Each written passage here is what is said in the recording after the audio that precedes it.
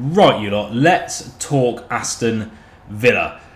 And transfers are starting to really heat up, as you've seen by the title and thumbnail in this article from the BBC. Out of nowhere, Aston Villa are confident in pipping the likes of United, Chelsea and other of Europe's elite teams to the signature of Michael OLISE. Everyone knows this guy. He is he's really been tipped for the last season and a half to be one of the Premier League's next big breakout stars from Crystal Palace. We're going to talk all about him, look at his stats, where he could fit in with the team, and if we could even pull this signing off. All of that good stuff coming up very shortly. Just quickly, we're on the route to 2,000 subscribers. Leave a like, subscribe.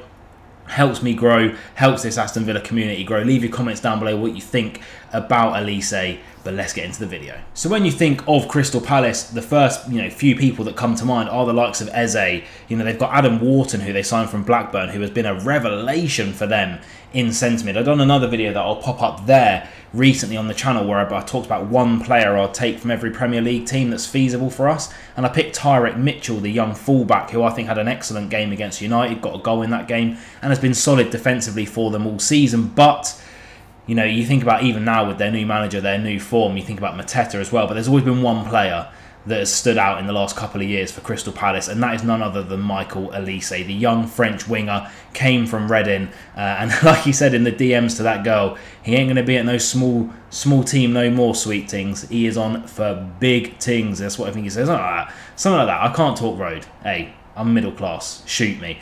But like he said in those DMs, he's on to bigger and better things, and my God is he, because he is such a good player.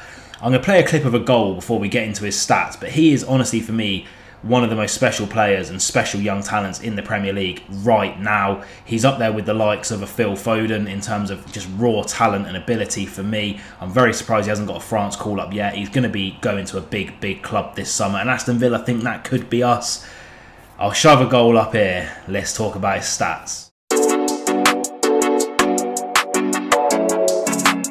So we get into OLISE's stats using my trusty FootMob. Guys, honestly, it's so good if you want to look at a player.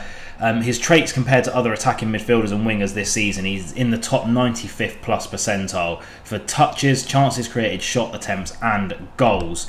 Wearing the number 7 shirt at the moment, primarily operates off the right-hand side of midfield or as a right winger. 22 years of age, like I have said, country France, even though I'm pretty sure he was born, I think he might have been born in France but lived in England. Current market value of 53 million. So this is a war chest marquee type signing. But I just want to draw your attention to his stats right here. 17 games and 12 starts this season. He has struggled with a couple of injuries. But from those 12 starts, and let's focus on the starts here, we're going to be going through his per 90s. From those starts, 13 goal involvements. From 12 starts, 9 goals, 4 assists, over 1,000 minutes played, a 7.63 average rating is insane, by the way. Like I say, Crystal Palace and Reading as a young player, these are his recent performances. We're not too worried about those. We know he's a generational talent, let's put it that way.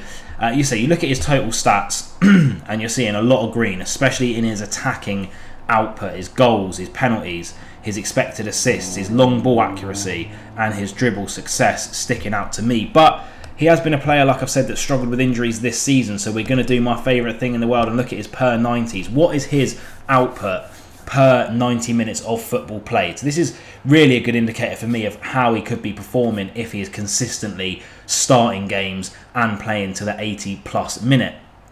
And as you can see, Stevie Wonder was talking about seas of red or something like that.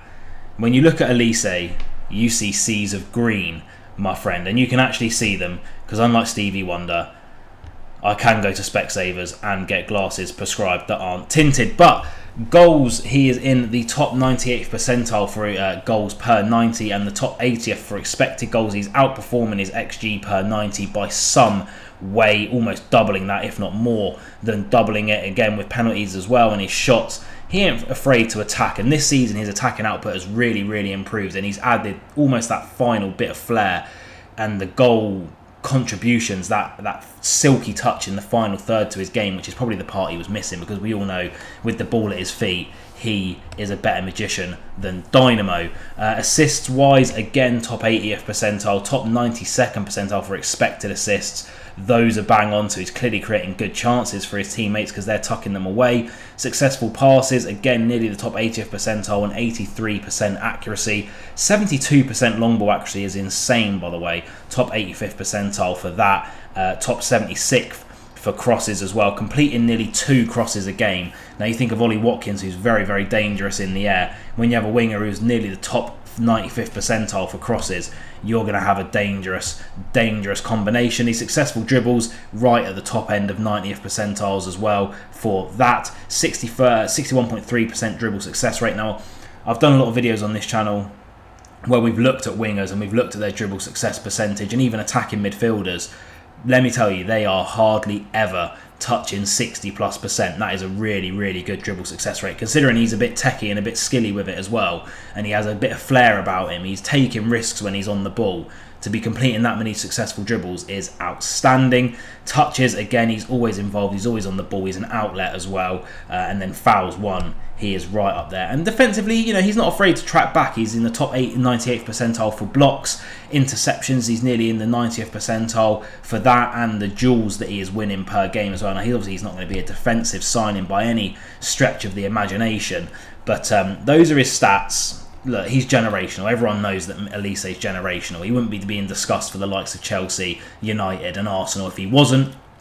And one thing that we can offer is Champions League football, hopefully, next season. But let's get into why maybe he would join us and if we would be able to get him over those big clubs. So like I say, it's going to be a bit of a tug of war. Apparently Monchi is confident in getting this signing. There's a couple of things to consider. The interest from other clubs. First of all, Chelsea and Manchester United. He'll get a good amount of playing time at both, I do believe. He'll be competing with the likes of Madueke and Cole Palmer at Chelsea, the likes of Anthony at Manchester United, so he's clearly going to get game time there, and apparently he is a Manchester United fan. What can't those two clubs offer him? Champions League football next year. Actually, one of them might not even be able to offer Europe at all next season, because I think they're currently both tussling for 7th or 8th. Then you look at Arsenal, and there's a two-word solution to why he might not fancy going to the likes of an Arsenal, and that is Bukayo Saka, their right winger, who is clearly not going to get dropped from the team. So Aston Villa, maybe it is an exciting prospect. The one thing we'd have to think about is financial fair play. If we get into the Champions League, it sounds like we're going to have a bit more wiggle room and a bit more money to work with.